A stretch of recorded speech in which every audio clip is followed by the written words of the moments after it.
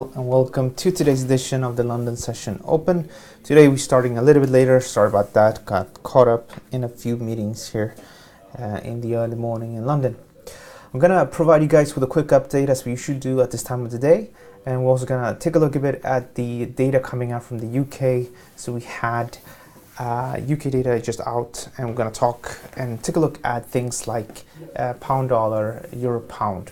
I'm also going to take a look at pound New Zealand dollar to sort of give you an insight to what I'm looking at and what I am trading. But before we start, as always, I need to stress that trading financial markets unfortunately is high risk, and we may lose all of our invested money. So let's begin with the pound, and we'll begin with the economic calendar. So we just had unemployment data out from the UK. Wage growth excluding bonuses increased to 2.9% year on year, which is a very good number. You can see we've been here in the past in May.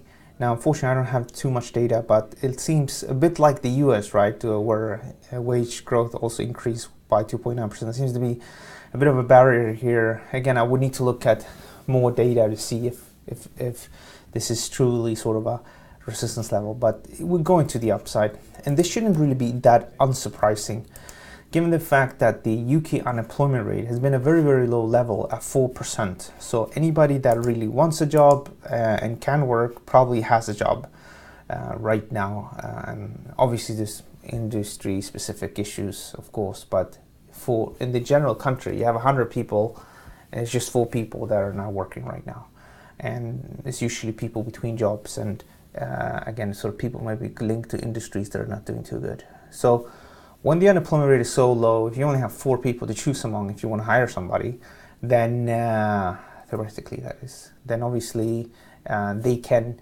of these 4 people, maybe 3 of them probably don't even have sort of the skills you want to. In fact, maybe none of these might have the skills that you want to. So how are you going to hire that person you want? Or you go to your competitor, and the guy at the competitor is going to say, okay, that's nice, give me a little bit of a salary boost, and then they will move over. And that is what is driving this. So this is good numbers, and should in general sort of support the idea that maybe we'll see higher interest rates in the UK.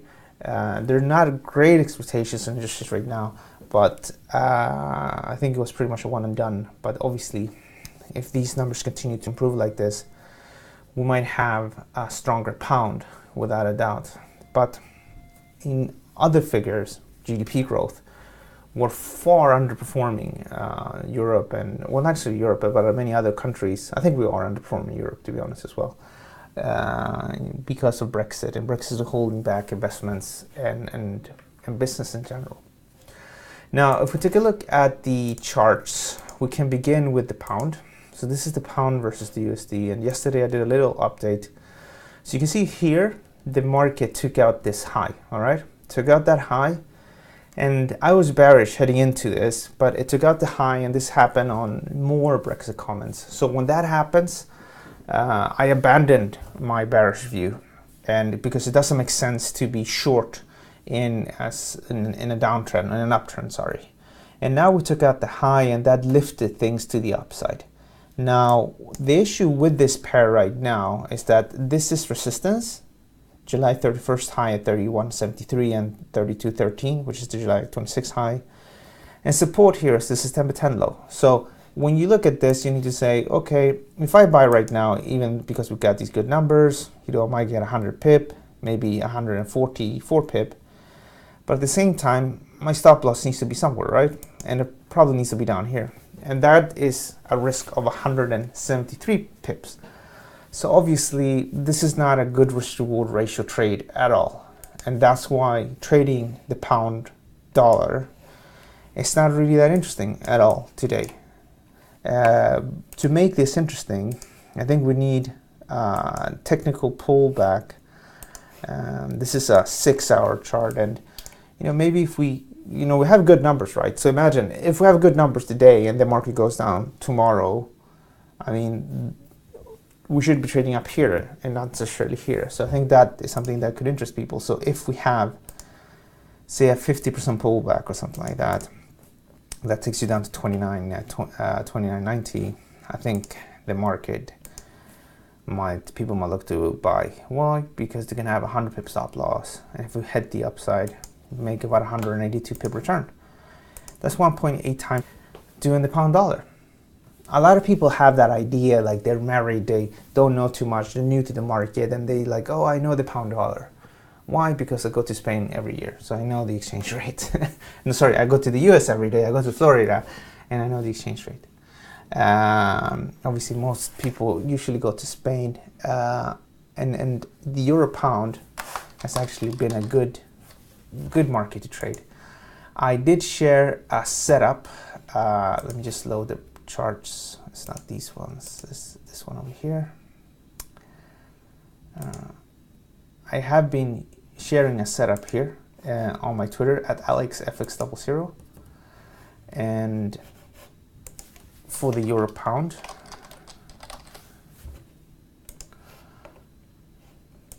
and this is a 6-hour chart. So I shared this already last week, where you have a head and shoulders. You had head, left, right shoulder, and then you have this neckline. And on the first comments last week, this market moved to the downside. So you had a break of this trend line, and you traded below the August 31st low. And that would have been a good opportunity to sell here. Why? Because you had the residual ratio to your favor. So you had, actually I'm not sure what's going on here. Something's pushing this to the upside. But the idea would have been to sell here, risk 40 pip, and if it goes to the target, make 153 pip return. So 153 over 40, that's 3.8 times your risk. That's a solid idea. That's a solid move. Now you had that further push to the downside, lifting this, pushing this lower. So I think now traders that did sell here, they had an initial 40 pip risk. I think they have the stop loss orders just above here. So now they're risking 23 pip. And then I'm not sure really what lifted that to the upside. Something clearly just happened, some sort of a comment. But you know, we're risking 23 pip. And if this goes our favor, again, you know, you make maybe 150. So 150 over 23, that's 6.5 times the money. Something I decided to trade yesterday, because I didn't trade this one, but I traded Gbp New Zealand Dollar. Why? Well, because we had a big massive pattern that was breached yesterday.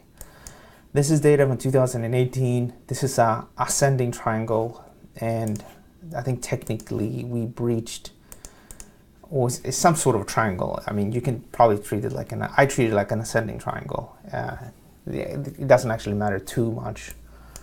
But what is interesting here is how the market, you know, pushed upwards, and then yesterday, because of those news, that Michel Barnier was gonna, we could potentially have some sort of a deal within the next few weeks, I decided to buy. So we had that little dip here, and I bought. And again, it's more about the residual ratio. Put a stop loss just below, so there's going to be about 153 pip.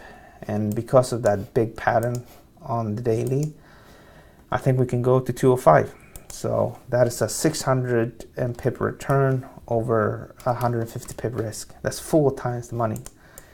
Now, I don't know what caused this market to spike to the downside just now, but if it builds a low here, I can hopefully reduce my stop loss from this level to this low.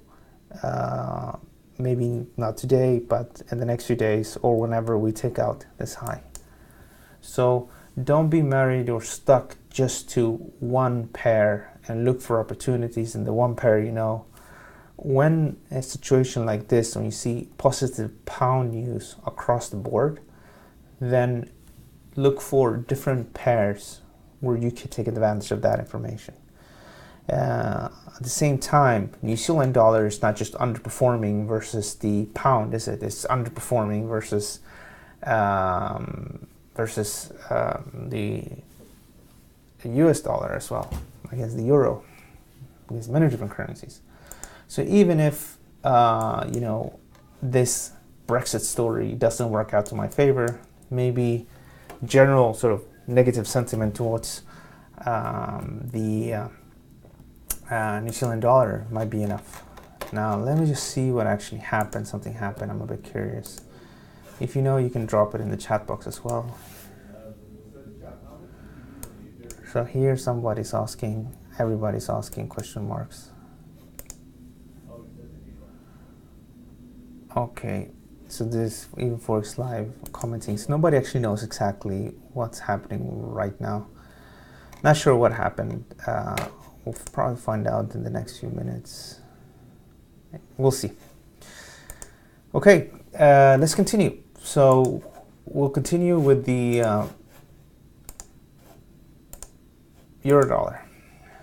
So this is the euro, and it's just trading sideways.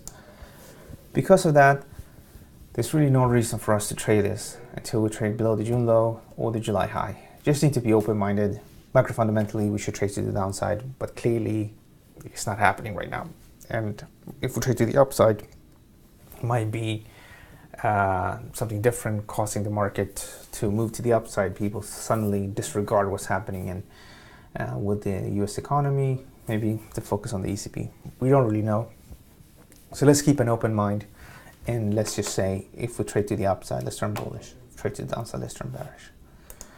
If we look at gold, then gold remains in a downtrend.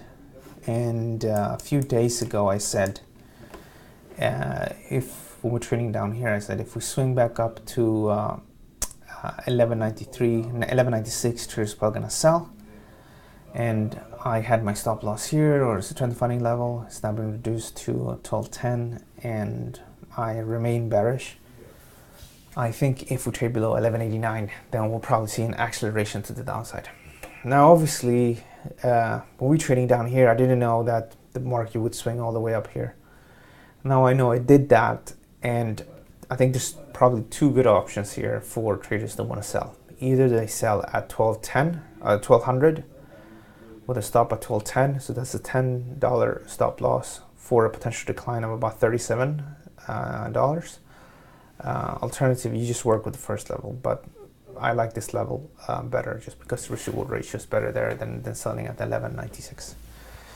A different thing though, if we trade below here, I think we will have concluded this corrective phase, and I think it should go quite quickly for the market to tumble down here. So people that are not interested to sell a pullback, which is what these two levels are, I think they're gonna be selling the breakout here, because most likely we'll go quickly down and then quickly push to the downside. So you'll be part of the busy and active part.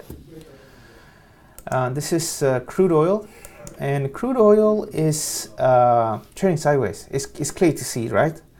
So it's very difficult when this happens. Markets just converge, and it's very easy to literally give back profits. So until this narrows down and we have a breakout, I'm not going to be doing anything with this. I think this will continue to trade sideways like this at least for a month, and then we'll see. Right now, I'm only going to act and have a view on a break to 64.46 or 71.42. The alternative is some macro fundamental news happens and you have a big bullish candle or something like that, and we can act on that, or a big bearish candle. For now, I don't really think that's going to happen. Now this is the German DAX, guys, and it's moving exactly as I want it to move. As you know, this was also like a terribly boring market for a long time. We did have some success here, and then I think we got stopped out, and then I turned bullish again, and then to be honest, I don't even remember what happened here. I think I literally mostly ignored it because I'm picky. I'm picky in the way I trade markets, and I think it's important to be picky.